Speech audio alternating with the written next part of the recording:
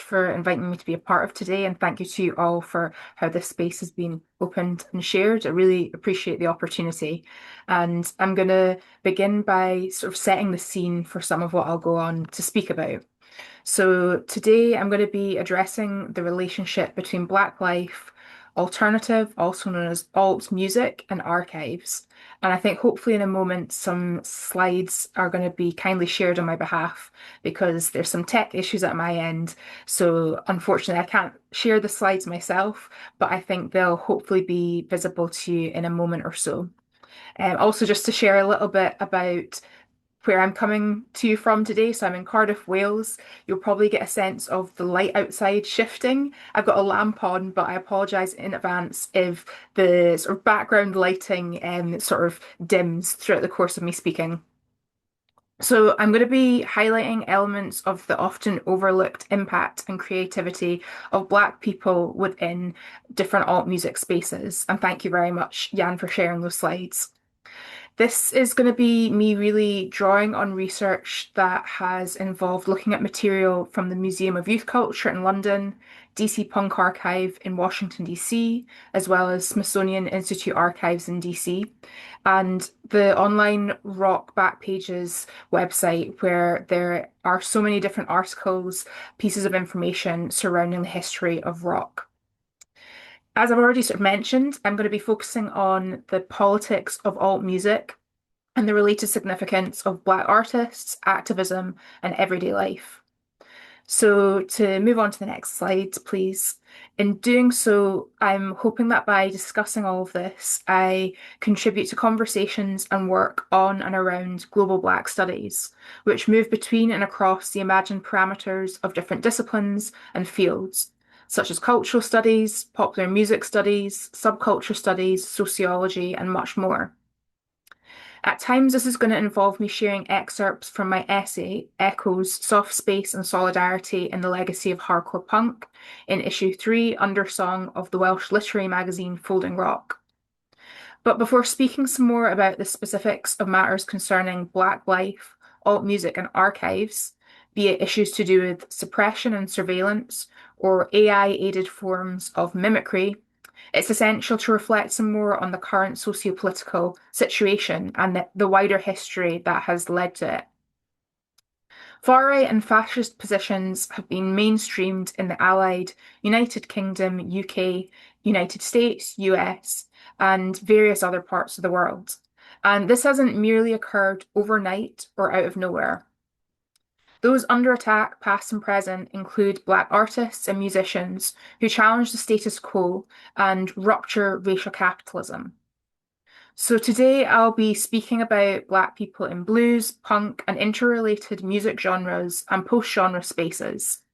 After all, as Sean Cullen states in an analysis of the meaningfulness of the music and overall impact of the multiracial band Black Flag, the embrace of musical hybridity and dialogue are essential qualities of all rock music. Still, and this is again drawn on Cullen's words, they are not a guarantor either of political progressivism or of authenticity. And while my focus today is on the music and the work of Black people in these spaces, I'll also be speaking more generally about the work of others from hardcore punk and different sort of offshoots such as emotional hardcore or emotive hardcore, emo, blues, and other interrelated music spaces. Mindful of all of this, I'll be considering aspects of the dynamic between such music, solidarities, emotions, and geopolitics. And that involves discussing the societal framing of people such as Nova Twins, Bad Brains, Billie Holiday, and Bob Vylan, as well as considering the legacy and continued work of different bands, artists, and other creative individuals, especially those who are perhaps rarely treated as canonical. My approach to research and writing on this is shaped by the inimitable music journalism of the late music journalist Daily for Daily, in addition to Stuart Hall's pivotal theorization of Black popular culture, Corey J. Miles' account and conceptualization of vibe, the vital work of James Spooner and Chris L. Terry on Black punk, and the critical research and writing of Lena Dawes on What Are You Doing Here? A Black Woman's Life and Liberation in Heavy Metal. I also find myself often returning to the fantastic work of Maureen Mann on Black Diamond Queens, African American women, and rock and roll, and more recently looking at the work of people such as Victoria Smith on exploring queer Black women and the emo scene. Ongoing research and writing that I'm involved in, which connects to what I'm speaking about today, includes a collaborative project with Janessa Williams since around about 2022, perhaps even a little bit before that. And that project's involved us acknowledging the creative and cathartic qualities of emo music as fans, while we also reflect on how the intersections of race and gender have not been thoroughly engaged in various examples of prior research on the genre. So, as fans, and also in the case of Janessa Williams, the experience of someone who's a music journalist, and both of us writing as scholars and people who write across different spaces, we've sought to demonstrate how improvements concerning representation in emo are still constrained, with people of colour, particularly Black women, carrying heavy self-advocating responsibilities. A deep dive of that is beyond the scope of what I'll discuss today, but our emphasis and the emphasis that many other people have placed on the interconnections of different forms of oppression, such as racism, sexism, misogyny, is also at the centre of what I'll share now. And if we could please move on to the next slide. Thank you very much. So, as part of what I'm talking through today, I have been coming back to different things that have sort of preoccupied my mind for a number of years. I'd say the work that I'm speaking about has really been at the centre of some of my research for sort of 3 to 5 years, but this relates to music that's been a large part of my life and I've been passionate about ever since I was a teenager and a bit younger than that. So this means that I'm often reflecting on the sort of cultural memory and contemporary experiences of Black people in different music settings. And most recently, this has led to me creating a free zine, Black Life in and alt music subcultures, illustrated by Chris Lau Manson and featuring a mixture of my own photos and those of other people. That involved reading and writing about some of the prolific work, again, as I've mentioned, of Daily Fideli, whose writing I feel is an archive of its own. And some of that writing is accessible through the Rock Backpages website that I mentioned about previously. And such writing includes work for places such as New Musical Express, aka NME, The Quietus, and other publications. So this was writing that occurred really between sort of the 1980s to 2010s. And I think it is absolutely essential that when we speak about music history, not just in Britain and beyond, that we ensure that the work of Black music journalists is not overlooked and erased, as is often the case. So Fideli's incisive writing spanned an eclectic range of music genres and conveyed a distinct perspective, deftly tackling the politics and power relations that buttress the music industry and different states that the industry essentially stems from. Fideli's standout writing, in my opinion, seldom receives due recognition within music journalism and academic studies of music. Regardless, arguably the sentiments of many of his gig reviews and commentaries on music have stood the test of time, illuminating how the music world can both foster and obstruct anti-establishment actions and forms of resistance in response to constraining and capitalist institutions, which are often also inherently racist ones. In a 1992 piece on the DC post-hardcore band Fugazi, Fideli affirms, the fact that they're fiercely, proudly independent is a lesson in how not to become a shadow of your former self, how not to relinquish ideals for the promise of what could turn out to be a mirage. Thus, as an independent duo in the present-day punk landscape, Bob Vylan are part of a longer lineage of independent artists and bands who, to pull once more from Fideli's words, seem not to relinquish ideals in the commerce-oriented music industry. And I'll pause here to say I'm conscious that sometimes when I'm speaking about different genres and the terms associated with them, there may be times when how an artist or band self-defines contrasts with some of the ways they're described in society. So there are moments in time when people might actually contest or question the punk credentials or qualities of Bob Vylan, but I would argue that often occurs in ways that are reflective of some of the racist notions of what it means to be punk and the policing of music genre boundaries in ways that can often be anti-Black. Who are Bob Vylan? The British punks who had their US visas revoked for anti-IDF chants. Industry guidance to be issued as Shambhala books Bob Villain. Bob Villain gig in Netherlands cancelled after frontman makes comments about death of Charlie Kirk. Musicians, comedians, doctors, students, and pensioners have all become targets. Bob Villain call out the British government as police confirm the band will face no criminal charges following investigation of their Glastonbury Festival set. Those are some of the numerous headlines from last year's coverage of the black punk duo and the controversy that followed their anti-IDF chants. In the aftermath of that, several of their scheduled appearances at gigs and festivals were cancelled by venues and organisers, while others refused to capitulate to narratives that demonised Bob Villain. Much media reporting related to the duo during that time appeared to promote moral panic, pushing a textbook anti-black image of them as defiant, deviant, and allegedly criminal. After their 2025 performance at Glastonbury, Bob Villain were subject to an Avon and Somerset police criminal investigation, which concluded that no further action would be taken. Bobby Villain, one half of the duo, reminded people that, in his words, "It is incredibly important that we inspire future generations to pick up the torch that was passed to us." As that stance points out, there is a deep and collective history of people and punk at large challenging systems of power, yet not always in black affirming ways. Such music history and the political history that it dovetails with is often erased in media commentaries that single out and target individual artists, acts, bands, and musicians.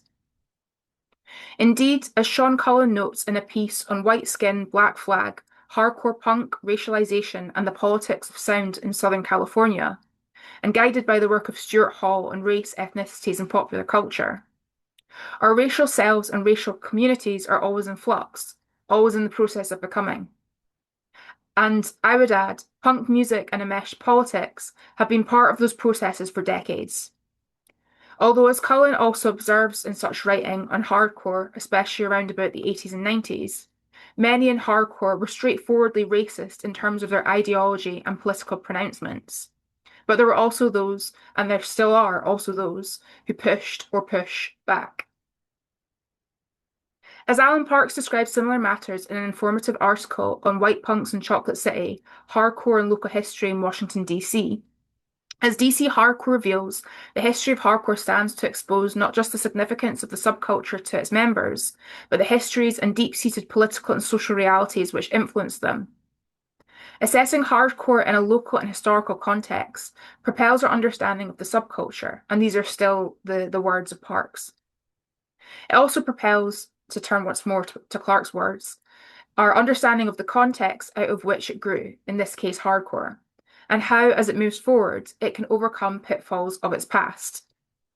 I'll pause briefly to say I know there are different people who will define sort of when hardcore began and when hardcore sort of shifted into post-hardcore in various ways. So depending on who you speak to, some people might describe a band such as Fugazi as hardcore, post-hardcore, somewhere in between or more. But I think what's interesting is, much like the quote earlier on from the Cullen piece, which draws on Stuart Hall on race and racialization as always being in flux, we see the same sort of process happening with ideas around music genres and who is or isn't part of them. So in many ways, it seems quite natural that we see matters to do with race, racialization, and perceptions of them being entangled in these messy and illuminating ways around music and different concepts of genre or post-genre.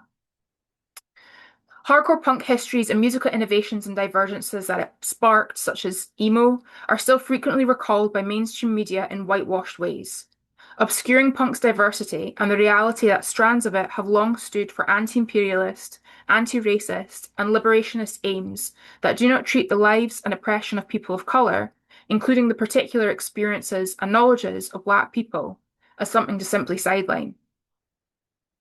As Norman Brannon asks in a brilliant essay in Amy Fleischer Madden's Negatives, a photographic archive of emo 1996 to 2006, if you believe most of the documented histories that trace emo's origins back to 1985, when the punk scene in Washington, D.C. declared a revolution summer, then why don't we ever talk about Amy Pickering from Fire Party?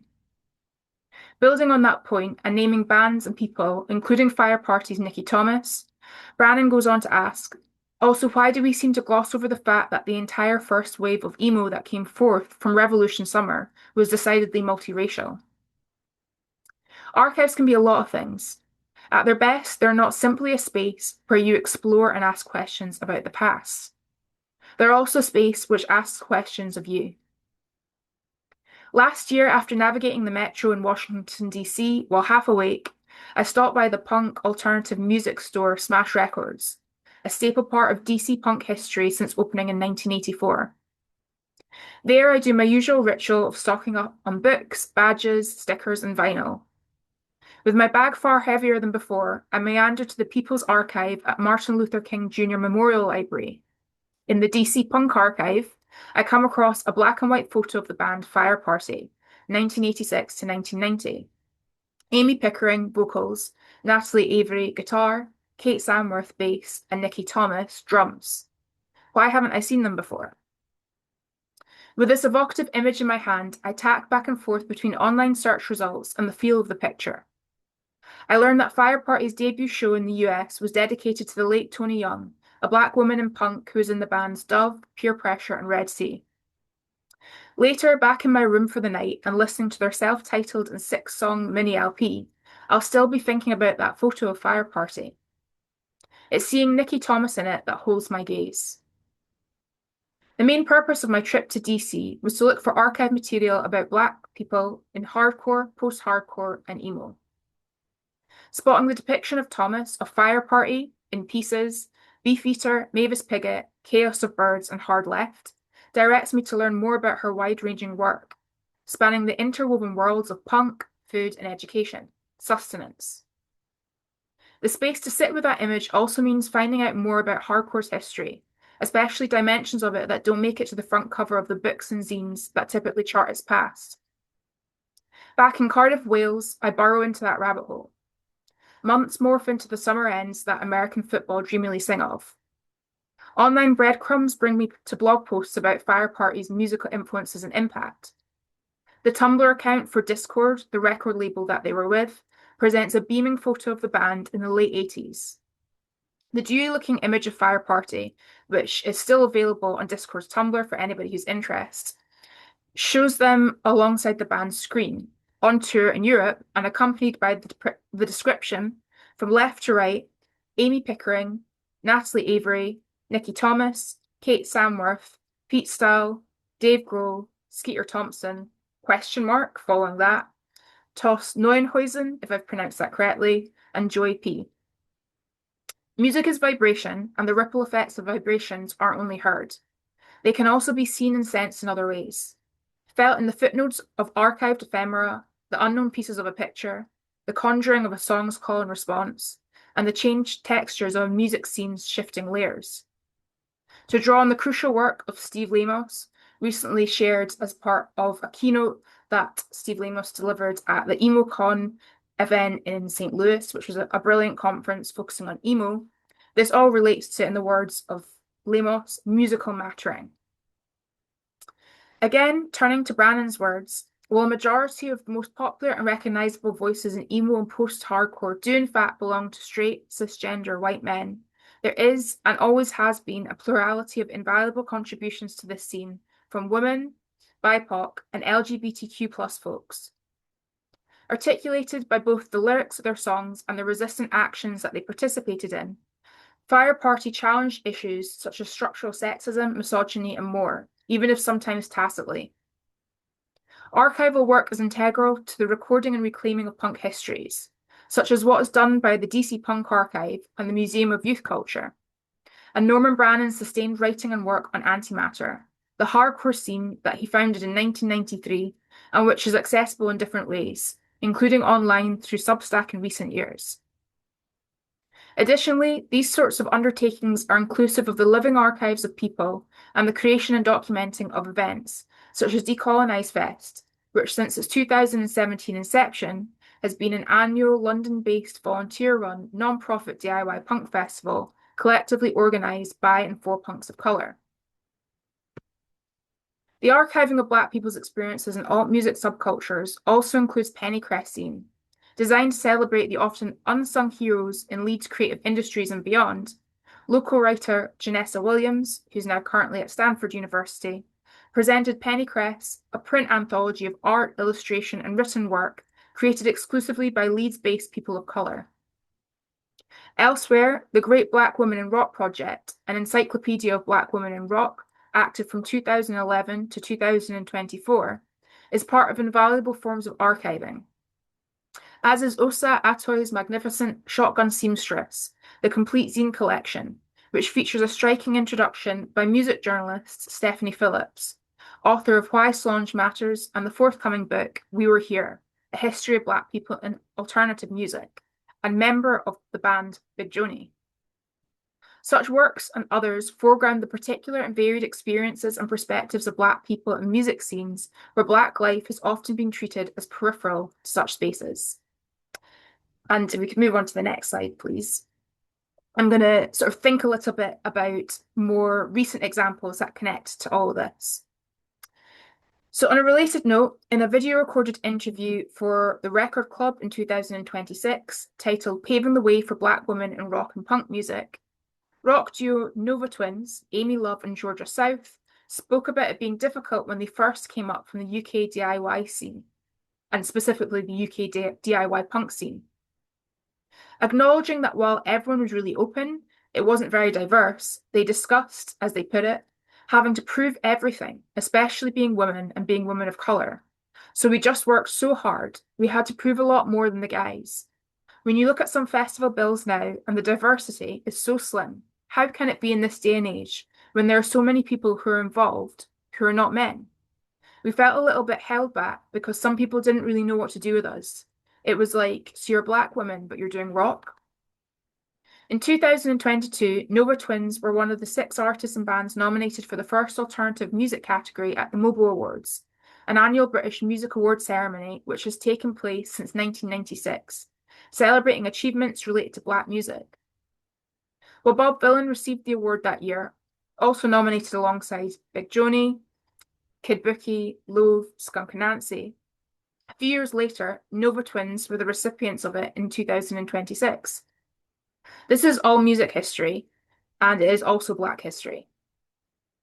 Writing on such music and similar matters includes Shardine Taylor-Stone's, formerly of Big Joni, on the impact of Pauline Black and Black women in two-tone, in the book Beyond the Baseline, 500 Years of Black British Music, which accompanied the exhibition surrounding that at the British Library, organised by people such as lead curator Alima Gray.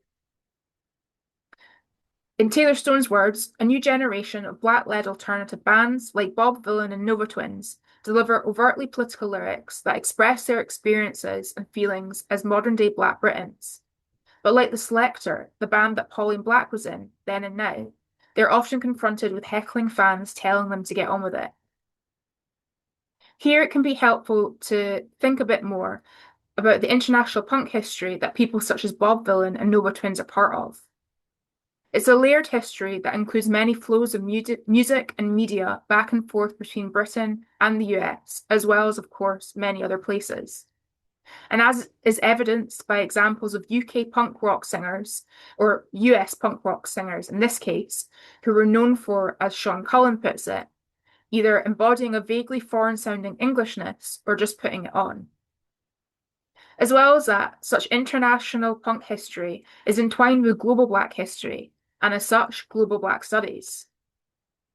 While their sound is very different to Bob Vylan's and Nova Twins, Black punk band Bad Brains faced some similar receptions to their music and presence in public life, albeit, unlike Nova Twins, receptions devoid of facing the negative impacts of anti-Black racism, sexism, and misogyny, also known as misogynoir, as defined in the important work of Moya Bailey and Trudy.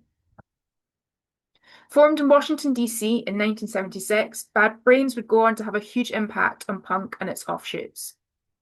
In a 2022 piece for Far Out magazine, Tyler Golson states that during their initial come-up, Bad Brains were victims of an unofficial ban from DC clubs, thanks to their raucous shows and their enthusiastic and occasionally overeager audiences.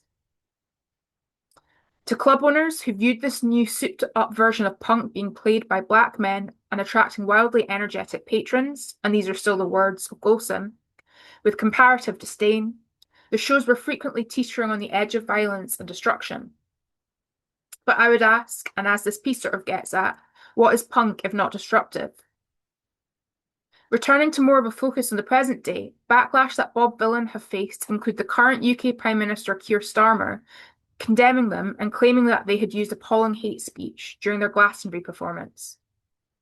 Conversely, that same year, the punk duo received a warm reception from the Irish Republican and Democratic Socialist political party, Sinn Féin, when visiting Leinster House, the Parliament building of the Republic of Ireland. The contrast between how Bob Dylan are treated and portrayed by different political figures and in various geocultural contexts, for example, England and Ireland, is indicative of the presence and absence of certain internationalist, anti-colonialist, and anti-imperialist solidarities. As well as symbolising state efforts to suppress Black artists and musicians, surveillance of Bob Dylan and reactions to that by various political and public figures tells us something about the different interlocking natures of social and political histories, both within and beyond the boundaries of perceived regions and nations. Bob Dylan's revoked US visa, as well as other efforts to block their movements and participation in different places and spaces, reflects the scapegoating of artists, Black and otherwise, who denounce genocide and seek to express solidarity. But it has not only been politicians, the media, and state actors who have sought to block or at least disparage Bob Dylan and others who have spoken out about issues to do with genocide, be that in relation to Palestine, Sudan, or elsewhere. During an interview with The Times, John Lydon, aka Johnny Rotten, formerly of the Sex Pistols, scorned Bob Dylan, claiming that they were just riding on the current wave of leftism, where you don't have to think anymore. You just react with the herd, moo. Such sniping by Lydon mirrors the deeply fractured nature of punk, in this instance, British punk specifically, and its history. This includes the long-time politically defanged and right-wing attitudes of various figures deemed to be punk icons, and who seem silent about or even complicit in matters concerning xenophobia, genocide, racism, and the rise of the far right. It's important to acknowledge this when considering forms of Black music, solidarity, and suppression in blues and punk, because clearly it is not solely the state at the helms of such suppression. That said, the severity of state suppression should never be overlooked. Next slide, please. As I've been speaking about today, and as I've also looked at in prior writing, composed and written by songwriter and poet Abel Meeropol, and I haven't spoken about this yet today, but I've been sort of building towards it when speaking on the topic of suppression and surveillance of Black artists. But when focusing on this piece, as I said, composed and written by Abel Meeropol, whose work was published under the pseudonym Lewis Allen, the song Strange Fruit was recorded by Billie Holiday in 1939. The song's lyrics critically address the white supremacist lynchings of Black people in the US, resulting in controversy that surrounded Holiday's recording of it as a Black American woman. The US government's Federal Bureau of Narcotics, FBN at the time, targeted Holiday in a move that really speaks to an anti-Black aim to depoliticize Black music, paired with the pathologizing of drug use. FBN also framed jazz, which blues influenced, as a problem to be eradicated. Indeed, as observed by the Howard Center for Investigative Journalism, newspapers called Strange Fruit propaganda, and some radio stations refused to play the song. In the words of Michelle Russell and Billie Holiday in a 1997 piece titled Slave Codes and Liner Notes, which was published in The Radical Teacher and is accessible at the Smithsonian Institution archives, she coded our pain by lacing it with sweetness, mixing fine and mellow with strange fruit. On balance, however, she stirred a bitter brew. The silk and satin were only a covering. For her, as for her Black audience, depression and war blended together. She sang I Got a Right to Sing the Blues and enlarged her personal misery to embrace our collective situation. Other scholars and writers have disrupted or disputed claims that Holiday was targeted due to singing Strange Fruit. They've instead emphasised that it was drug use alone, not the messaging of anything she sang, that led to Holiday being surveilled by the state. However, can the two ever truly be treated as entirely separate matters? So often, systemic oppression directed at Black people is ignored in predominantly white societies. Taking heed of the words of Corey J. Miles in the insightful journal article Sociology of Vibe, Blackness, Felt Criminality, and Emotional Epistemology, the opacity and mundaneness of racism often allows it to slip through our traditional systems of accounting and measuring. Much evidence, both lived and recorded, shows how structural inequalities such as the compounded impacts of racism and misogyny can contribute to someone being predisposed to face addiction struggles and punitive societal responses to that. Despite the well-documented forms of oppression that affected Holiday's life, there continue to be claims that she was only, so to speak, targeted because of her use of drugs, overlooking how oppression may have led to, or at least contributed to that, and how the criminalization and pathologization of Black people who use drugs reflects the white supremacist society that the lyrics of Strange Fruit capture. Put differently, some of the ways that people try to divorce the matter of Holiday's use of drugs and state surveillance of her from the sentiments of Strange Fruit symbolize the racist treatment of Black people in predominantly white contexts, where the wholeness of Black people and multitudes of ever-present systemic threats are frequently dismissed. Some discussions that challenge the idea that Holiday's Strange Fruit resulted in state-sanctioned ire directed at her cast her as nothing but politically passive, disconnecting issues of oppression from Black people's experiences of drugs and stigmatization. Influenced by the combined forces of racism, sexism, and misogyny, some narratives position Holiday's singing of Strange Fruit as barely causing a ripple in relation to social and political discourse. In turn, reducing the reality of what it meant for a Black woman at the time to sing anti-lynching songs, and in turn, essentially presenting a revisionist account of history. As the key work of Maureen Mann on Black Diamond Queens, African-American Women in Rock and Roll makes clear, often Black women are sidestepped, if not outright erased in mainstream music history narratives. And it's important to emphasize that such erasure within the context of those narratives can never do the work of completely absencing the fact of the matter that Black women have been central to the sorts of genres we're speaking about. And that's one of many insights that comes through from the research and writing of people such as Maureen Mann.